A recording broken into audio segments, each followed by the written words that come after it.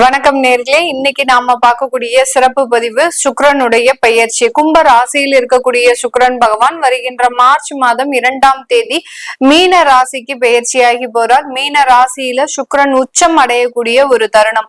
இந்த 26 நாட்களுக்கு சுக்கிரனாகப்பட்டவர் உச்சம் பெற்று ஒவ்வொரு ராசி என்பர்களுக்கும் உண்டான பலன்களை என்ன மாதிரியா கொடுக்க போறார். ஏன்னா சுக்கிரனாகப்பட்டவர் ஜோதிட ரீதியாக வருமானத்தை குறிக்கக்கூடிய ஒரு கிரகம், ஆடம்பர ஒரு வாழ்க்கையை குறிக்கக்கூடிய ஒரு கிரகம், அடுத்து ஒரு கலத்தரக்காரகவும் கூட இந்த சுக்கிரன். அதனால எந்தெந்த ராசி என்பவர்களுக்கு என்ன மாதிரியான ஒரு மாற்றங்கள் இருக்க போகுது அப்படின்றத இந்த பதிவுல நம்ம தெளிவா பார்க்க போறோம். இந்த சேனல்ல முதன்முறையா பாக்குறீங்க அப்படின்னா சப்ஸ்கிரைப் பண்ணிக்கோங்க, பெல் பட்டன்ல ஆல் ஆப்ஷன் சூஸ் பண்ணிக்கோங்க.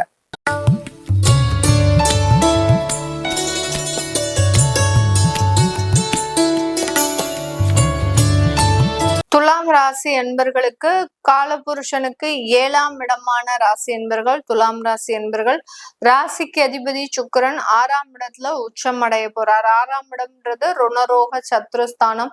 6ஆம் இடம்ன்றது ஒருவருடைய வேலையை குறிக்கக்கூடிய ஒரு ஸ்தானமும் கூட. இந்த இடத்துல இருக்கக்கூடிய அந்த சுக்கிரன் உச்சம் பாத்தீங்கன்னா இவர்களுக்கு அதிகப்படியான கடன் அமைப்புகளை கொடுக்கறதுக்கு உண்டான ஒரு நேரமாக இருக்கும். இந்த துலாம் ராசி என்பர்கள் எப்போதுமே ஒரு மிருதுவான பேச்சு, ஒரு எளிமையான ஒரு வாழ்க்கை, ஒரு கடின உழைப்பு அப்படின்றதா இருக்கக்கூடிய நபர்கள் தான் இந்த துலாம் ராசி என்பர்கள். அதே சமயத்துல உறவுகள் மீது அதிகப்படியான ஒரு பாசம் அப்படின்றது இருக்கும். அந்த பாசத்தை மட்டுமே நம்பி இருக்கக்கூடியவர்கள் இந்த துலாம் ராசி என்பர்கள்.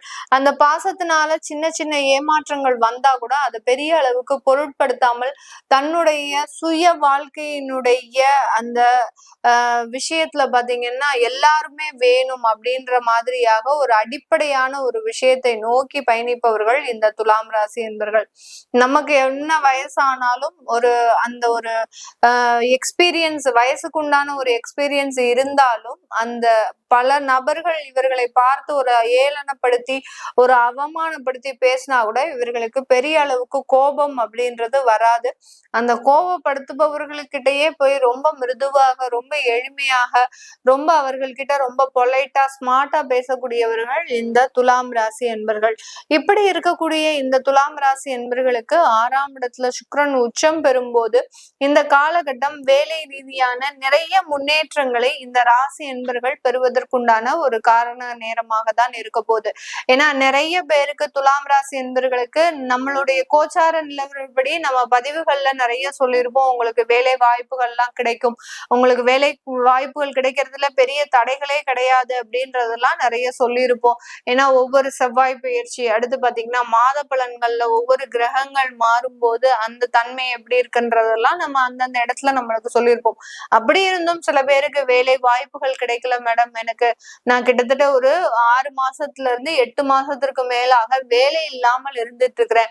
அப்படி இருக்கக்கூடியவர்களுக்கு உங்களுடைய திசா புத்தி அப்படின்னு சொல்லக்கூடிய உங்களுடைய சுய ஜாதகத்துல அந்த கெடுதலான ஒரு நேரம் இருந்தது அப்படின்னா இந்த மாதிரியான தடைகளை கொடுக்கும்.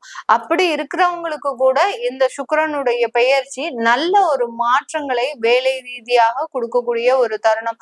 இந்த இடத்துல நம்ம கவனிக்க வேண்டிய ஒரு விஷயம் என்ன அப்படின்னா, ஏற்கனவே நீங்க ஒரு பொறுப்புல இருந்து ரிலீவ் ஆயிருக்கிறீங்க அப்படின்னா அதே மாதிரியான ஒரு பொறுப்பே கிடைக்குமா, அதை விட அதிகப்படியாக வருமானம் சம்பாதிக்கக்கூடிய ஒரு வேலை கிடைக்குமா அப்படின்ற ஒரு கேள்விகள் இருக்கும் நிறைய துலாம் ராசி என்பர்களுக்கு.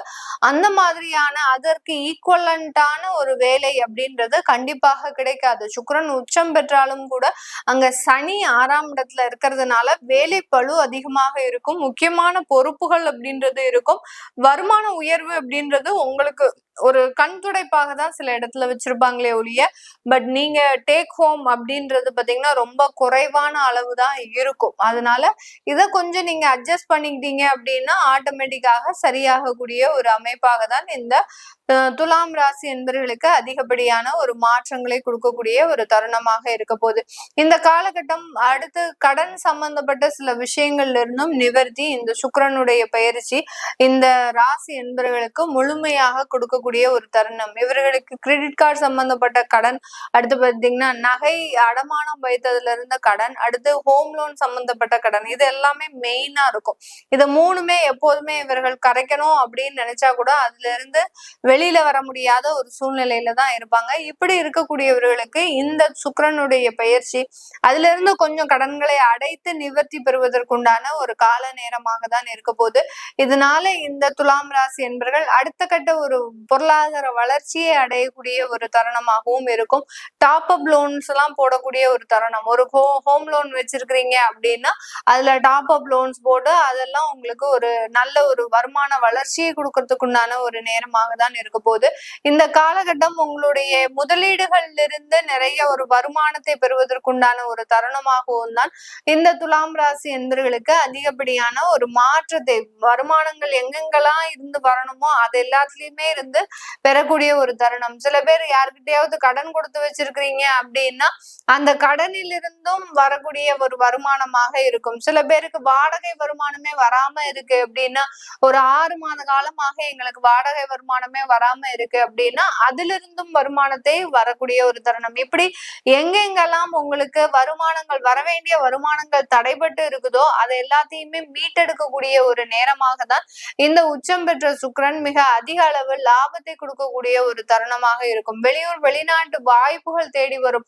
தொழில் செய்யக்கூடியவர்களுக்கு எக்ஸ்போர்ட் ஆர்டர்ஸ் எல்லாம் வரக்கூடிய ஒரு தருணமாக இருக்கும். அந்த எக்ஸ்போர்ட் ஆர்டர்ஸ்னால உங்களுக்கு நிறைய ஒரு தொழில் வாய்ப்புகளும் அடுத்து வெளிநாட்டுல போய் நீங்க வேலை செய்வதற்குண்டான ஒரு தருணம், தொழில் அமைக்கிறதுக்குண்டான ஒரு நேரம், இந்த மாதிரியான புதிதான ஒரு முயற்சிகள்னால வருமானத்தை சம்பாதிக்கக்கூடிய ஒரு அமைப்பை இந்த துலாம் ராசி அன்பர்கள் பெறக்கூடிய ஒரு காரண நேரமாக தான் இருக்க போது.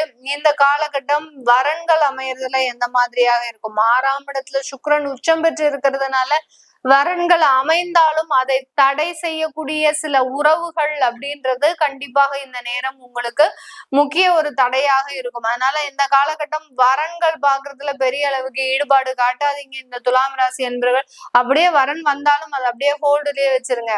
பதில் சொல்றோம் அந்த மாதிரியாக அதை ஹோல்டுல வச்சு நீங்க பதில் சொல்லும் போது ஆட்டோமேட்டிக்கா அது திருமணத்திற்கு கன்வெர்ட் ஆகிறதுக்கு உண்டான ஒரு அமைப்புகள் இருக்கு. இது நல்ல ஜாதகம் வந்துருச்சு, நல்ல ஒரு வரன் வந்துருச்சு, நம்ம உடனே ஓகே சொல்லிடணும் அப்படின்னு நீங்க 4 பேர்கிட்ட டிஸ்கஸ் பண்ணும்போது கண்டிப்பாக அந்த உறவுகள் அந்த வரனை தடுத்து நிறுத்துறதுக்கு உண்டான எல்லா வேலையும் செய்வாங்க. இது நல்லா இல்ல, வருமானம் சம்பாதிக்கலாம், அந்த பையனை போய் நான் விசாரிச்சேன், அந்த பொண்ணை போய் விசாரிச்சேன், அவங்களுடைய குணங்கள் நல்லா இல்ல, அந்த குடும்பம் நல்லா இல்ல, இப்படி வருமானம் நல்லா இல்ல, வேலை நிரந்தரம் கிடையாது, அவங்களுடைய உத்தியோகம் சரியில்லை, இப்படி 10 காரணங்களை வைத்து அந்த வரனை தள்ளி போடுறதுக்கு உண்டான ஒரு அமைப்புகள் இருக்கு. அதனால வரன் தேடக்கூடிய முயற்சியில காதும் வச்ச மாதிரி முடிக்கிறதா இருந்தா முடிங்க. உறவுகள் மத்தியில நீங்க இத பிரபகண்டாப்படுத்துனீங்க அப்படின்னா கண்டிப்பாக இந்த வரன்கள் பெரிய அளவுக்கு சக்சஸ்ஃபுல்லா மாறதுக்கு உண்டான ஒரு அமைப்புகள் கிடையாது. அதனால இது எல்லாமே இந்த சுக்கிரன் உச்சம் பெறக்கூடிய காலகட்டத்துல இந்த துலாம் ராசி என்பர்களுக்கு நடக்கக்கூடிய ஒரு நேரம். இது போக உங்களுடைய சுய ஜாதகத்துல நீங்க பர்சனலா சில விஷயங்கள் இருக்கும்.